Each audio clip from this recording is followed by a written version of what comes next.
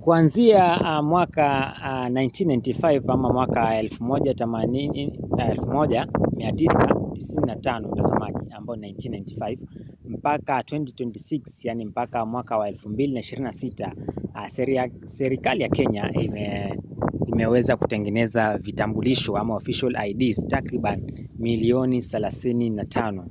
Nakupa hii takwimu mtazamaji ili uweze kujua. Lakini kwenye hizi IDs ama hivi vitambulisho milioni 35, kuna vitambulisho ambavyo wenyewe hawajakuja kuvichukua mpaka sasa. Yaani kuna mtu alikuja kuapply kitambulisho ama alikuja kuapply ID, baada ID katoka, yeye mwenyewe hakuja kuifuata. Asijui ni sababu gani, lakini sababu zipo. Kuna wengine walifariki, tunaelewa, lakini kuna wengine ambao wako mtaani tu, lakini kuja kuchukua vitambulisho vyao hawakuji kuchukua ama hawaji kuchukua.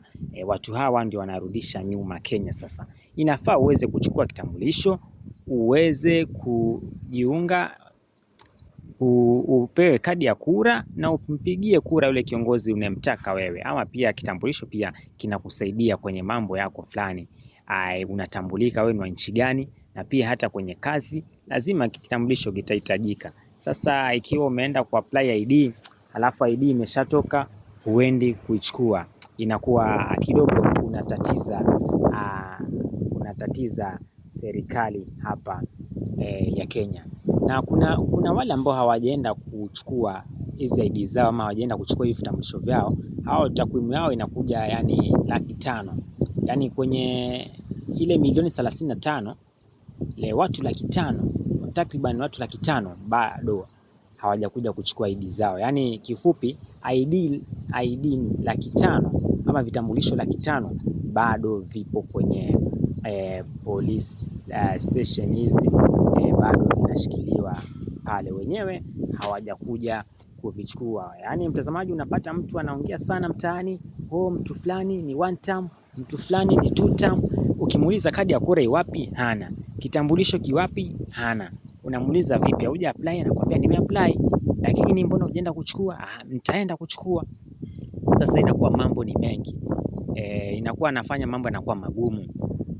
Kwa hiyo mtazamaji, ikiwa uko hapo na unafuatilia habari hizi, unanifuatilia mwanahabari wako wa Siasa Tamu Media, ningependa kukushauri kama uko hapo na hujaendea kitambulisho chako, basi inabidi nenda kakifate uweze kurahisisha mambo. Acha hayo mambo yako kukaa nyumbani na kuongea mambo mengi, porojo nyingi, lakini kwenda kuchukua kitambulisho hutaki. Bwana, hapo utakuwa unafeli sana.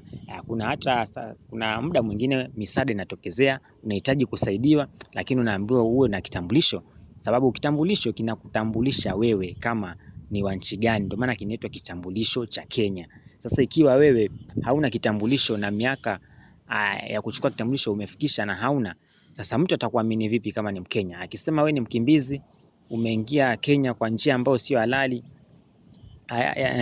utasema, ama umeingia Kenya kwa njia haramu, utamwambia kitu gani? Ama una ushahidi gani? Kwa hiyo mtazamaji, ikiwa uko hapo na unafuatilia na hujachukua kitambulisho, basi afika uweze kuchukua kitambulisho chako. Inapofika 2027 tukutane kwa debe pale. Unaambiwa kura yako ndio siri yako. Kwa hiyo unampigia yule mtu ambaye unaona huyu anafaa kabisa kuwa kiongozi na ataweza kuipeleka Kenya mbele. Bwana, usikose kusubscribe na zidi kupatia taarifa nyinginezo.